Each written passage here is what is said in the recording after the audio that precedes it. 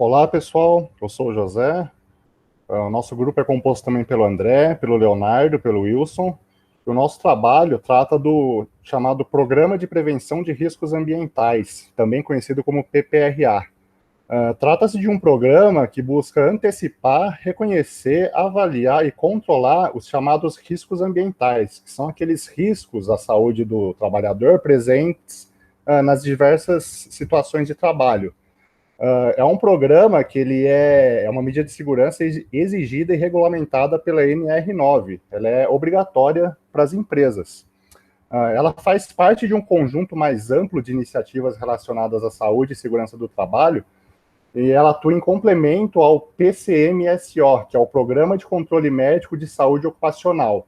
Então, o PPRA ele vai atuar na antecipação, reconhecimento, avaliação e controle da ocorrência desses riscos ambientais, como eu já falei, e o PCMSO atua no diagnóstico e rastreamento precoce de agentes causadores de danos à saúde dos trabalhadores. É a parte mais médica da coisa. Em suma, o PPRA ele busca promover a segurança, saúde e integridade de funcionários que trabalham em empresas onde possa haver o risco ambiental. E o que a gente entende por riscos ambientais? São considerados riscos ambientais aqueles agentes prejudiciais à saúde do trabalhador. Eles são classificados em relação à intensidade e ao tempo de exposição do trabalhador a estes riscos. A gente tem três tipos principais de riscos ambientais. A gente tem agentes químicos, como gases, poeiras, de diversos tipos, agentes físicos, que são as radiações ionizantes e não ionizantes, ultrassom, infrassom, alta ou baixa temperatura, ruído sonoro, vibração, pressão atmosférica normal, que são riscos presentes aí, por exemplo, em diversos tipos de indústrias. Agentes biológicos, como vírus, bactérias, fungos, bacilos, parasitas, dentre outros. Que a gente tem um exemplo de um mapa de risco, que é muito comum a gente ver isso nas empresas, onde a gente tem detalhado o tipo de risco e a sua intensidade presente em cada setor da empresa. Bom, agora eu vou falar um pouco sobre as responsabilidades de cada um sobre o PPRA. Por parte do empregador, ele deve estabelecer, implementar e assegurar o cumprimento do PPRA. E caso haja um risco ambiental grave e eminente das atividades, ele deve interromper essas atividades, isolar o local e retirar os seus trabalhadores de lá. E, a partir disso, tomar as devidas providências para corrigir ou eliminar ou controlar esse risco. Por parte do trabalhador, temos que ele deve colaborar e participar da elaboração, implementação e na execução do PPRA, seguindo as orientações contidas nele, que são ensinadas aos trabalhadores por meio de treinamentos que a empresa fornece a eles. E uma das principais responsabilidades do trabalhador é informar ao seu superior quando ocorrem fatos, acontecimentos que, na sua visão, oferecem riscos à sua saúde e a de seus colegas, para que, dessa forma, o seu superior possa comunicar ao superior dele ou ele mesmo possa avaliar esse risco e determinar as devidas providências que devem ser tomadas. Partindo para o âmbito de fiscalização da PPRA, temos que toda e qualquer empresa com pelo menos um funcionário em regime CLT deve ter um plano de prevenção de riscos ambientais. E quem deve elaborar o plano são técnicos de segurança, engenheiros de segurança e médicos especialistas em medicina do trabalho.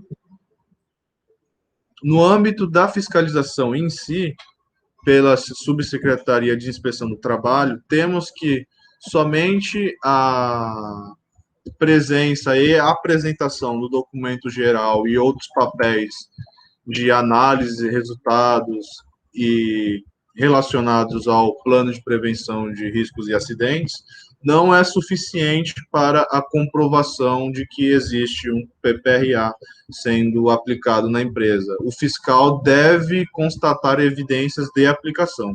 Caso contrário, ele pode considerar que não existe um PPRA na empresa. E a respeito da validade de um PPRA, é que uma vez estabelecido e implementado, ele não tem validade. Ele é, de certa forma, vitalício. Mas é recomendado que a cada um ano seja feita uma reavaliação dele, ou sempre que ocorrer alguma alteração no ambiente de trabalho ou na organização. Bom, eu irei falar agora das vantagens da aplicação do PPRA, desse programa. Bom, ele reduz os acidentes de trabalho, as doenças ocupacionais, os gastos com funcionários afastados, o absenteísmo, o afastamento por acidentes do trabalho, instabilidade de equipes, a ocorrência de processos trabalhistas e a quantidade de autuações e fiscalizações trabalhistas. Com isso, ele aumenta a sensação de bem-estar dos trabalhadores, tanto quanto qualidade de vida dos mesmos e a produtividade de maneira geral da empresa. Pode passar, por favor. Bom, aqui nós temos a cronologia do NR9. Bom, ele foi iniciado, né, em 1978, e a partir disso ele sofreu cerca de 8 portarias, que foi linkado ali embaixo, sendo a última em 2019. Isso é bom para manter ele atualizado com o mercado de trabalho atual, com as empresas também. Pode passar, por favor. Bom, nós temos agora um sumário desse RN9, que é dividido em 6 etapas, e no caso possui 2 anexos.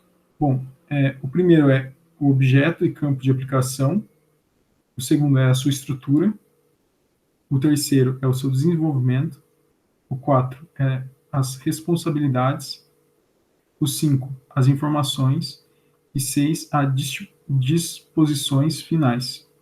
No caso, possui 2 anexos finais, que é a vibração, a exposição ocupacional ao benzeno e impostos revendedores de combustíveis. Bom, por fim, nós temos como elaborar o PPRA.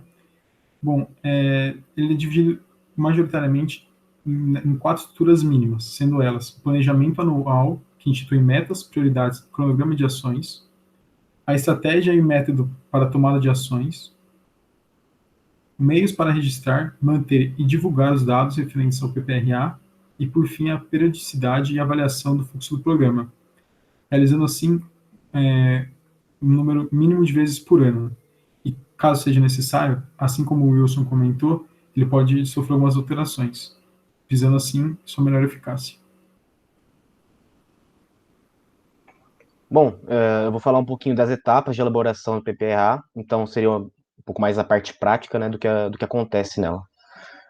A etapa número 1 é a antecipação e o reconhecimento dos riscos, então identificar o risco, determinar e localizar a fonte do risco, identificar a trajetória e os meios de propagação dos agentes, identificar as funções e a quantidade de trabalhadores expostos aos riscos, caracterizar as atividades e o tipo de exposição, obter dados e indicativos referentes ao comprometimento da saúde dos trabalhadores em decorrência do trabalho, identificar possíveis danos à saúde que os riscos possam causar, descrever as medidas de controle de riscos que já existem. Essa etapa é basicamente para identificar todos os riscos existentes e o que possa ocorrer futuramente e tomar um plano de ação a partir desses dados.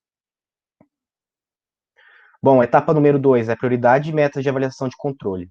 Devem ser estabelecidas quais as prioridades de ação e o modo de ação para minimizar ou eliminar esses riscos. É sempre preciso colocar os riscos mais severos em primeiro lugar na prioridade, então fazer uma ordem de priorização. É basicamente fazer uma metrificação dessas medidas. A etapa número 3, avaliação dos riscos e da exposição dos trabalhadores. Essas avaliações devem ser feitas sempre que possível, dimensionando a exposição dos trabalhadores aos riscos. Então, é uma avaliação mais focada à condição humana ali que está acontecendo na empresa e ao determinado trabalho. A etapa número 4 seria a implantação de medidas de controle e avaliação de sua eficácia. Eliminar ou reduzir a utilização ou formação dos agentes de risco, prevenir ou evitar a liberação ou disseminação dos agentes, adotar medidas que reduzam os níveis ou concentração dos agentes no ambiente, medidas administrativas de organização do trabalho, como reduzir o tempo de exposição ou retirar os trabalhadores do ambiente no qual se encontra o risco, então, gerenciamento de tempo, basicamente.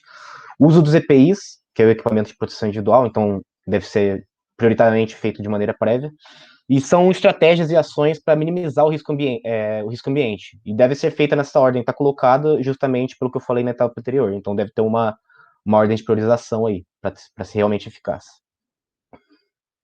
Na etapa número 5, a monitoração da exposição dos ciscos. Nessa etapa da PPRA, deve-se manter uma rotina de monitoramento das ações implantadas, a fim de verificar se elas estão realmente sendo eficazes. Por meio desse monitoramento, é possível propor melhorias e avaliar o resultado das ações, indicando se é necessário fazer alguma adequação ou alguma mudança.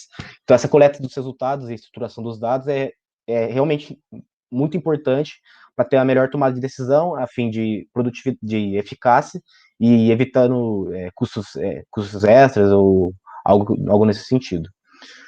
A etapa número 6 é o registro e a divulgação desses dados. Então, essa última etapa, todas as informações devem ser registradas e mantidas durante pelo menos 20 anos, padronizadas de preferência, e tudo deve permanecer acessível aos trabalhadores e aos representantes e principalmente às autoridades competentes para fazer essa avaliação. Essa etapa é extremamente importante para que tenha a apresentação dos funcionários e deve ser muito alinhada à etapa 5, que faz essa coleta de dados, para não ter perda de informação e realmente tomar a melhor decisão possível. Bom, essa é a nossa apresentação. Agradecemos a todos que estão assistindo e obrigado pela atenção.